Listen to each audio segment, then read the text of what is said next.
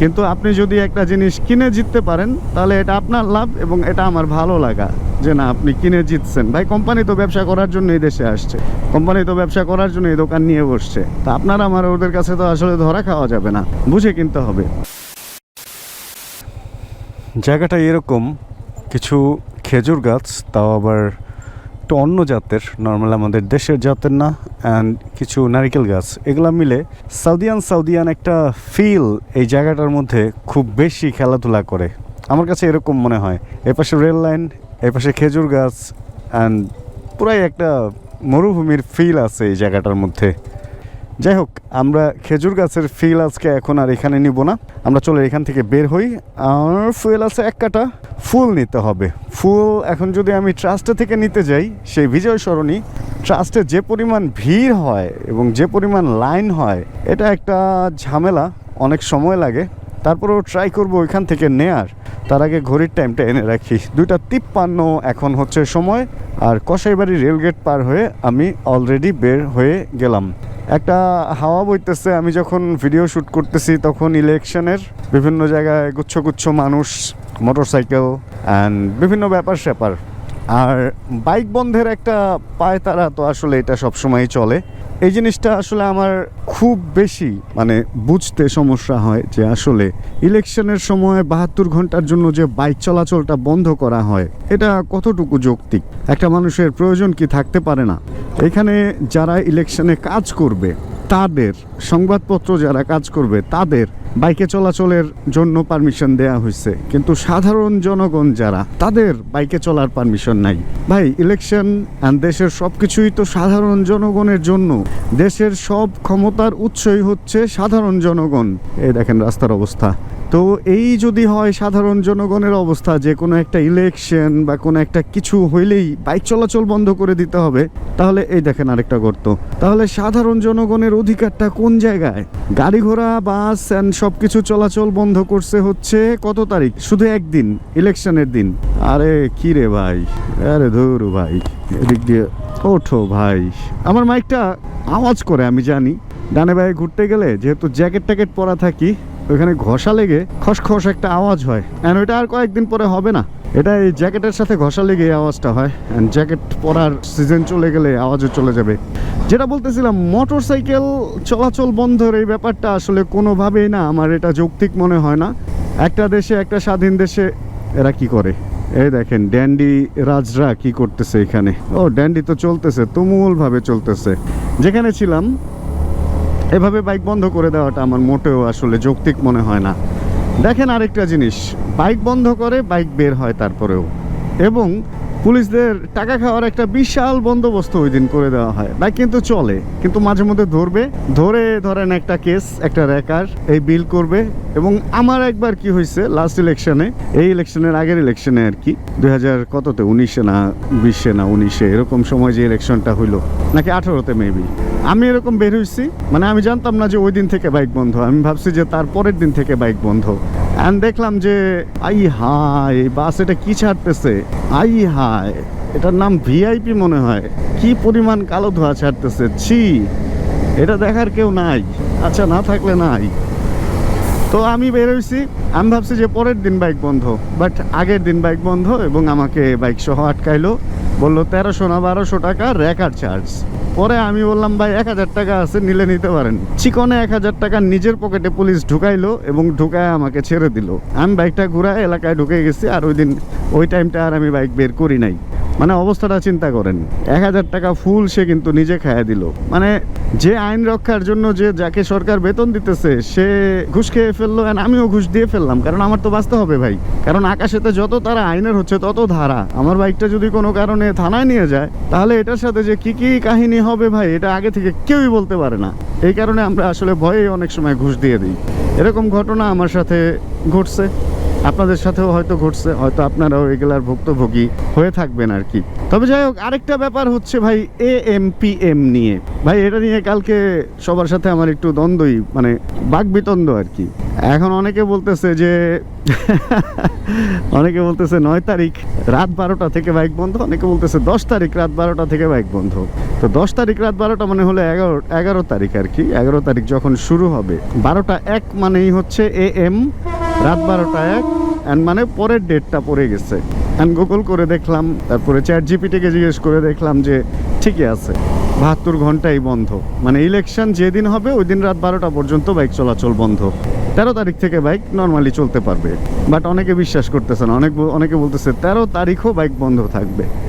মানে 14 তারিখ 12টা 1 AM bike চলাচল শুরু হবে। অনেকে এরকমটা বলে, বাট আসলে তা না। এরকম ভাই AMPM এর ঝামেলাটা মিটায় দেওয়া উচিত।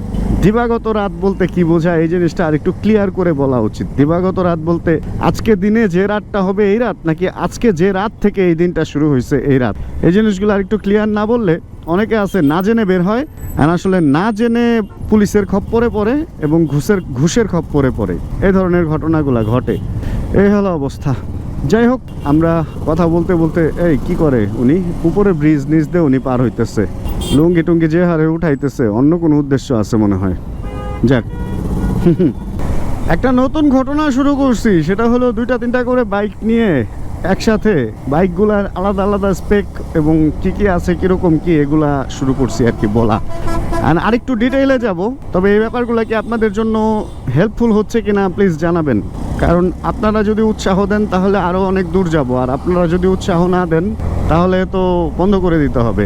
তবে 125cc, 150cc এবং বড় ছোট বিভিন্ন ধরনের বাইক নিয়ে এরকম কম্প্যারিজন ভিডিও সামনে আমার আসবে। যেমন একটা বাইকের ধরেন সিসি বেশি কিন্তু স্পিড কম, একটা বাইকের সিসি কম কিন্তু স্পিড বেশি, এই ধরনের ব্যাপার নিয়েও আসলে ভিডিও আসবে। বাংলাদেশের বেস্ট ব্রেকিং সিস্টেম কোন বাইকে আছে এগুলা নিয়েও ভিডিও আসবে। তো এগুলা কি আপনাদের ভালো লাগতেছে কিনা প্লিজ প্লিজ প্লিজ জানাবেন।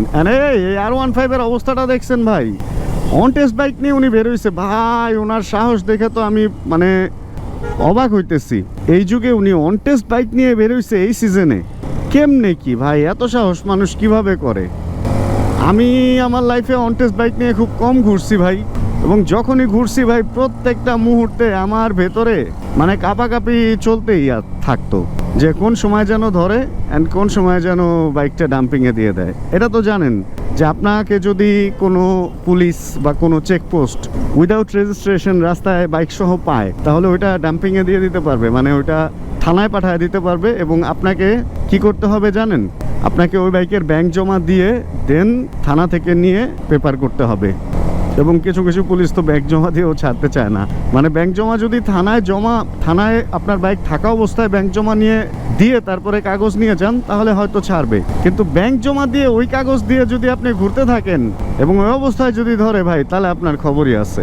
কারণ এখন বাইক শো করতে হয়, বাইক শো না করে বাইকের পেপার করা যায় না। যাও আসলে অনেকের লিঙ্ক টিঙ্ক থাকলে করে, কিন্তু থানায় বাইক থাকা অবস্থায় যদি ওই কাজ করেন, তাহলে থানায় যদি আপনি ওই কাগজ নিয়ে যান, থানা তো জানবেই যে আপনার বাইক থানায় থাকা অবস্থায় আপনি পেপার করছেন। এই জন্য ভাই খুব সাবধান, অন টেস্ট বাইক নিয়ে কেউ বের হয়েন না। অ্যান্ড বাইক কিনতে গেলে কিছু জিনিস মাথায় রাখতে হবে ভাই। এই জিনিসগুলা আমি বিভিন্ন সময় ভিডিওতে বলি, আজকেও একটু রিপিট করি। ফার্স্ট অফ অল যেটা জানবেন যে বাইকের পেপার আপনাকে কবে নাগাদ দিবে। একটা বাইকের সিকেডি পেপার বা সিবিইউ পেপার যদি রেডি না থাকে, বিশেষ করে সিকেডি অফিসিয়াল বাইক যদি কেনেন, সিকেডি পেপার যদি রেডি না থাকে, সিবিইউর ব্যাপারটাও ওইটা, তাহলে আপনার ওই বাইকের পেপার হবে না, আপনি রেজিস্ট্রেশন করতে পারবেন না। এবং ওই পেপার আসতে 1 মাস 2 মাস 3 মাস এবং এর চেয়ে বেশিও লাগতে পারে। কিছু কিছু আনঅফিসিয়াল শোরুম থেকে যদি গ্রে মার্কেট থেকে বাইক কেনেন, ওরা বলবে যে পেপার আমাদের কাছ থেকে করাইতে হবে, আমরা আপনাকে ফাইল দিতে পারবো না। অ্যান্ড এই ফাইল যে কবে নাগাদ তাদের কাছে আসবে এবং কবে নাগাদ আপনাকে নাম্বার দেবে, এর কোনো ভাই গ্যারান্টি এটা মনে হয় না কেউ দিতে পারবে।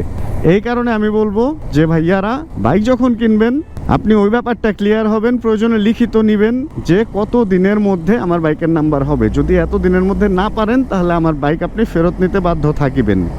এই জিনিসটা অবশ্যই, তা না হলে ভাই বাংলাদেশের আইন কানুন এখন খুবই মানে ভালো হয়েছে, খারাপ হয়েছে, কঠোর হয়েছে এগুলো আমি বলবো না, তবে খুবই সমস্যাজনক হয়েছে এটা আমি বলবো। যে আপনাকে বিপদে ফেলার জন্য অনেক ফাঁক ফোকর, এটা আগেও ছিল এখনও আছে, এবং আমাদের দেশ থেকে এগুলা উঠতে আর কি, এগুলা রিমুভ হইতে সময় লাগবে। আমাদের জেনারেশন দেখে যেতে পারবে কিনা আই ডোন্ট নো। এখন কথা হলো, এই অবস্থায় আপনি নাম্বার ছাড়া অবশ্যই বাইক রাস্তায় নামাবেন না, এবং নাম্বার ছাড়া যদি নামানো এমন কোনো রাস্তায় উঠবেন না যেখানে আপনার বাইকে রিস্ক থাকবে। মেইন রোডে ওঠার দরকারই নাই। এই হলো অবস্থা। এতদিন বাইক ছাড়া চলছেন, আর কয়দিন বাইক ছাড়া চলতে পারবেন, এবং ওই শোরুম থেকেই বাইক কিনবেন যেখানে পেপার রেডি আছে। গেল এক। এরপরে সেকেন্ড যে জিনিসটা জানবেন, যদি আপনি অফিসিয়াল বাইক কেনেন, আনঅফিসিয়াল বাইক কিনতে গেলে কিছু ফাপড় আছে। আনঅফিসিয়াল বাইক কিছু কিছু ক্ষেত্রে সিবিইউ বাইক ওটা একটু ভালো হয়, এটা আমি স্বীকার করি। অনেক ম্যাটেরিয়ালি অনেক বেশি ভালো থাকে অনেক কিছুই, কিন্তু ঝামেলাটা যেখানে আপনি একটা আনঅফিসিয়াল বাইক কিনবেন, আপনাকে ওরা বলবে যে 4টা সার্ভিস ওরা দিবে। সার্ভিস কি জানেন? বাইক ওয়াশ করে দিবে, চেনে লুক করে দিবে, কোনো নাট মাট যদি ঢিল বা টাইট থাকে ওটা অ্যাডজাস্ট করে দিবে, ইঞ্জিন অয়েল আপনার কাছে বেচবে এবং ওইটা চেঞ্জ করে দিবে। এই মানে লাভও দেরি, বলবে ফ্রি সার্ভিস, কিন্তু ওইটার টাকা ওরা কোনো না কোনোভাবে উঠায় নেবে। এই ফিল্টার বিক্রি করে হোক, এই ইঞ্জিন অয়েল বিক্রি করে হোক, অথবা বাইকের মধ্যে আদার্স যে অ্যাক্সেসরিজগুলো টুকটাক মানুষ লাগায়, লকমক হাবি যাবে অনেক কিছু লাগায়, হোল্ডার টোল্ডার, এগুলা দিয়ে সে পোষায় নিবে ভাই। ওই 4টা সার্ভিস কোনো বড় ইস্যু না। সবচেয়ে বড় ইস্যু যেটা, বাইকের ওয়ারেন্টি কি আপনি পাচ্ছেন কোনো কিছুর আনঅফিসিয়াল বাইক কিনলে? অ্যান্ড যদি অফিসিয়াল বাইক কিনেন, তাহলে কি কি জিনিসের ওয়ারেন্টি পাচ্ছেন এটার প্রয়োজনে লিস্ট আকারে চাবেন, যে আমার ওয়ারেন্টির আন্ডারে কি আছে এবং কতদিন পর্যন্ত এই জিনিসগুলো ওয়ারেন্টির আন্ডারে থাকবে। সবচেয়ে বড় যেটা ঝামেলা, চাকা থেকে আসি, টায়ারের টেম্পার ঠিক থাকে, টায়ারের টেম্পার নিয়ে ওরকম কোনো ঝামেলা আমি দেখি নাই। রিম অনেক সময় টাল হয়ে যায় অনেক বাইকের, দেখা যায় যে একটু হালকা থাক নাতে রিম টাল হয়ে যায়। আসলে এটা প্রোডাকশন যখন হয় তখনই ওইটাতে কোনো রকম টেকনিক্যাল ফল্ট থাকে, এরকম কিছু ফল্ট আইটেমও আছে। তো ওই চাকা থেকে শুরু করে হলো বিভিন্ন জিনিসে এই প্রবলেম আপনি পাইতে পারেন। হেডলাইট কেটে যেতে পারে, এটার ওয়ারেন্টির আন্ডারে আছে কিনা দেখেন। একটা হেডলাইট অনেক দাম এখন, এলইডি যে হেডলাইটগুলা 8 থেকে 12-14 হাজার টাকা পর্যন্ত দাম, আরও বেশিও থাকতে পারে। এই জিনিসগুলো যদি নষ্ট হয়, শক অ্যাবজর্ভারের কোনো ওয়ারেন্টি আছে কিনা, ইউএসডি সাসপেনশনের কোনো ওয়ারেন্টি আছে কিনা, এগুলা জেনে নেবেন। ট্যাঙ্ক একদম মানে মোস্ট ইম্পর্টেন্ট থিং হচ্ছে ট্যাঙ্ক। ট্যাঙ্কে মরিচা এখন খুব কমন একটা প্রবলেম, যে কোনো বাইকে এটা পড়তে পারে, অফিসিয়াল আনঅফিসিয়াল। ট্যাঙ্কের দাম তো আমরা জানি, না জানলে আমি বলি 12,000 থেকে 18,000 এর মধ্যে ট্যাঙ্কের দাম। তাহলে কয়বার আপনি চেঞ্জ করবেন নিজের খরচে? এবং এই ট্যাঙ্কের ওয়ারেন্টি কতদিন পর্যন্ত বাইক কোম্পানিগুলো দিচ্ছে এটা জেনে বাইক কিনবেন, প্রয়োজনে লিখিত নেবেন, যাতে পরবর্তীতে সে কথা না ঘোরাইতে পারে। বিক্রির স্বার্থে অনেক সময় অনেকে অনেক কিছুই বলে, মনে করে এদের নষ্ট তো হবে না, কি হবে আর, বইলা দিই বিক্রি হোক। বাট জেনে নেবেন কতদিন পর্যন্ত আপনি ট্যাঙ্কের ওয়ারেন্টি পাচ্ছেন। সিটের কুশনিংয়ের ওয়ারেন্টি আছে কিনা, মরিচা পড়লে ওইটার ওয়ারেন্টি আছে কিনা, এই ব্যাপারগুলো জেনে নেওয়া ভালো। জানার তো কোনো শেষ নাই, মানে জানলে তো কোনো দোষ নাই, তাই না? ব্যাক চেসিসের কোনো ওয়ারেন্টি আছে কিনা, পেছনের সাসপেনশন এইটা কাটলে অনেক কোম্পানি চেঞ্জ করে দেয়। পেছনের সাসপেনশন যদি নষ্ট হয় অনেক কোম্পানি চেঞ্জ করে দেয়, এখন সব কোম্পানি তো আবার দেয় না, এই হলো ব্যাপার। এই জিনিসগুলো জেনে কিনলে এটা আপনারই লাভ ভাই, আমার কি লাভ? আপনি আমার ভিডিও দেখে জানতেছেন, এতটুকুই আমার লাভ যে দোয়াটা আমি পাইতেছি। কিন্তু আপনি যদি একটা জিনিস কিনে জিততে পারেন তাহলে এটা আপনার লাভ, এবং এটা আমার ভালো লাগা যে না আপনি কিনে জিতছেন। ভাই কোম্পানি তো ব্যবসা করার জন্য এই দেশে আসছে, কোম্পানি তো ব্যবসা করার জন্য এই দোকান নিয়ে বসছে, তা আপনারা আমার ওদের কাছে তো আসলে ধরা খাওয়া যাবে না, বুঝে কিনতে হবে। এই দুইটা জিনিসই আসলে, যে বাইকের পেপারস অ্যান্ড বাইকের ওয়ারেন্টি, এই দুইটা জিনিস যদি ঠিক থাকে বাকিটা হচ্ছে মেনটেনেন্স। অ্যান্ড বাইক মেনটেনেন্স কীভাবে করবেন, কীভাবে কি না করবেন, এগুলো নিয়ে আমি শত শত ভিডিও দিয়ে রাখছি, একটু সার্চ করে দেখে নিন যে বাইক মেনটেনেন্স MSI ভ্লগস দিয়ে সার্চ করলেই পাবেন। এই গাছপালা লাগাইতেছে না কাটতেছে কে জানে, ও পরিষ্কার করতেছে, এই যে এগুলা ক্লিন হয়েও গেছে অলরেডি। তো যাই হোক, বাইক মেনটেনেন্স নিয়ে অনেক ভিডিও বানাইছি। আগে একটা সময় ছিল যখন হচ্ছে নতুন কোনো বাইক কিনলে ওইটা একদম শুরু থেকে ব্রেক ইন পিরিয়ড অ্যান্ড সব কিছু দেখাইতাম। বাট এখন হয়েছে কি, এখন সবাই এই জিনিসগুলো জানে, দেখতে দেখতে, শুনতে শুনতে, বুঝতে বুঝতে এগুলো সবাই বুঝে গেছে। এখন আর অত ইন ডিটেল এগুলা জানাইতে হয় না। এখন ওই দেখা যায় যে আসলে এখনকার প্রশ্নগুলো হয় খুব সামান্য, অ্যান্ড ওগুলা নিয়েই মাঝে মধ্যে ভিডিওতে কথাবার্তা বলি, ইজি হয়েছে ব্যাপারগুলা। তবে হ্যাঁ, নিজের বাইক নিজে যত্নে রাখবেন, চেষ্টা করবেন নিজের বাইকের চাবিটা খুব মানে কম মানুষের হাতে দেওয়ার জন্য। অন্য লোকের হাতে নিজের বাইকের চাবি এবং নিজের বউয়ের হাত যেমন দেওয়া লাগে না, ঠিক ওই একই জিনিস এই দুইটা। তো কখনো নিজের বাইকের চাবি অন্যের হাতে দিলে ধরেন বাইক ভালো থাকলেও আপনার খুঁতখুঁতি লাগতে পারে যে বাইকটা হয়তো নষ্ট হয়েছে। তারপরে সম্পর্ক অন্য জিনিস, আপনার ভাই আপনার বাইক চালাবে, আপনার ক্লোজ বন্ধুর বাইক আপনি চালাবেন, আপনি তার বাইকে উঠবেন বা সে আপনার বাইক চালাবে, এগুলা ওর বড় কোনো ইস্যু না। বাট আছে কিছু লোকজন ধরেন এগুলা আস্তে আস্তে বুঝে যাবেন যখন বাইক কিনবেন, এই দেখি মামা কেমন এই বাইকটা, মানে আপনার বাইকটা নিয়ে এসে ওই বাইকের টেস্ট নেওয়ার ট্রাই করবে এবং আপনি জিতছেন না ঠকছেন ওইটা দেখার জন্য ঝাঁকিতে টাকিতে ভাঙ্গায় টাঙ্গায় ফেলা বিভিন্নভাবে টেস্ট করার ট্রাই করবে যে বাইকটা ভালো না খারাপ। এখন ভাই তার টেস্ট করার জন্য তো আর আপনি বাইক কিনেন নাই, তাই না? তো তার ওই টেস্ট করার জন্য যেহেতু আপনি বাইক কিনেন নাই, সেহেতু তার টেস্ট করার দরকার নেই। আপনার বাইক আপনি বুঝেই কিনছেন। একটা বাইক আপনি কিনে ফেলছেন মানে ওই বাইকটা আপনার, অ্যান্ড আপনার বাইকটা আপনি এখন যত্নে চালালে ভালো থাকবে। আর যদি ওই যে টেস্ট করতে যান যে বাইকটা ভালো না খারাপ, তাহলে ততবারই বাইকটা আস্তে আস্তে তার লংজিভিটি হারাবে, তাই না? তো এই হলো ব্যাপার। এই জন্য নিজের বাইকের চাবি নিজের কাছে রাখবেন, বিশেষ করে ঈদ এবং এই ধরনের স্পেশাল অকেশনগুলোতে বাইকের চাবি কাউকে দিবেন না। বিশেষ করে ঘুরতে গেলে তো নাই, এখন ইমার্জেন্সি পারপাস ভাই অনেক সময় অনেক কিছু অনেককে দেওয়া লাগে। ধরেন আমার একটা বন্ধু এক বন্ধুকে ডাক্তারের কাছে নিয়ে যাবে, হঠাৎ অসুস্থ হয়ে গেছে, মামা বাইকের চাবিটা দিয়ে দিলাম। আমার একটা বন্ধু তার গার্লফ্রেন্ড নিয়ে ঘুরতে যাবে, আমি তো এই জায়গায় আমার বাইকের চাবি দিব না, তাই না? তুমি ঘুরতে যাবা ভাই, তোমার যতটুকু সাধ্য আছে তুমি অতটুকু দিয়েই ঘুরো। আর যদি তোমার মনে হয় আমার বাইকই প্রয়োজন তোমার গার্লফ্রেন্ডের জন্য, তাহলে এক কাজ করো, আমিও আছি, বাইকও আছে, তোমার গার্লফ্রেন্ডেই আমার কাছে পাঠায় দাও, ঘুরায় নিয়ে আসবো না আমি, সমস্যা কি? এটা কোনো বড় ইস্যু না। আচ্ছা, এই বাইকটার অবস্থাটা দেখেন, আমি এই রোডে ইদানিং এই ধরনের বাইক অনেক দেখতেছি। এটা একটা 4 স্ট্রোক বাইক, অ্যান্ড ধুমায় আর ধোঁয়া বের হইতেছে। আমি জানি না ক্যামেরায় ক্লিয়ার দেখা যেতেছে কিনা। এইভাবে এই যে ধোঁয়া সহ যে বাইকগুলা চলতেছে ভাই, এত বাইকের পিস্টন থেকে শুরু করে আর অন্যান্য অনেক কিছু নষ্ট হইতেছে এভাবে ধোঁয়া বেরোইলে। এরা কি আসলে বুঝে না, না দেখে না, না কি? টাকা অল্প বাঁচাইতে যায় কিন্তু অনেক বড় ক্ষতি হয়। এখন ঠিক করলে হয়তো অল্পতে এটা ঠিক হয়ে যেত, বাট উনি যেভাবে নষ্ট করতেছে এটা সামনে আরো অনেক বড় খরচ নিয়ে, মানে একবারে আর কি খরচটা নামাবে।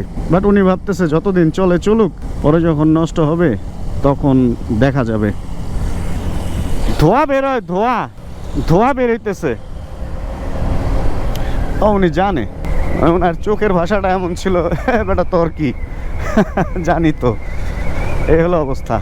তো যাই হোক, কথা বলতে বলতে চলতে চলতে আপনাদের সাথে আড্ডা দিতে দিতে যেটা হয়েছে সেটা হলো, আমি ট্রাস্টে ঢুকতে চাইছিলাম বাট ট্রাস্টে ঢোকা হয় নাই। এখন বাজে অলরেডি 3:13। যেহেতু এদিকে চলেই আসছি, আমি আর এখন পাম্পে ঢুকবো না।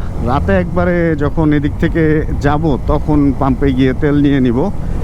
আর হচ্ছে জিমে একটু এক্সারসাইজ করি না টুকটাক, কালকে আমার ছুটি ছিল, আজকে একটু জিমে ঢুকতে হবে। তাহলে আমরা আজকের ভিডিও থেকে বিদায় নিয়ে নেই। আড্ডা মারতে মারতে আমরা অনেক দূর চলে আসছি, অনেক কথা বলতে বলতে অনেক রাস্তা চলে আসছি। আর হোপ রাখতেছি আজকের এই ভিডিওটা আপনাদের ভালো লাগছে। ভিডিও যদি ভালো লাগে তাহলে ছোটো করে একটা লাইক দিয়ে দিন। চ্যানেলে যদি নতুন হন প্লিজ সাবস্ক্রাইব বাটন চাপ দিয়ে হয়ে যায়। আমাদের ফ্যামিলি মেম্বার জানাবেন কে কোন জায়গা থেকে ভিডিও দেখছেন। আর যতক্ষণ পরবর্তী ভিডিও নিয়ে আবার আমি না আসতেছি, ততক্ষণ ইনশাআল্লাহ আমরা থাকবো ভালো, আমরা থাকবো সুস্থ এবং করতে থাকবো চিল ইনশাআল্লাহ। Chill bro. Check the mic and make sure it sound right, boys.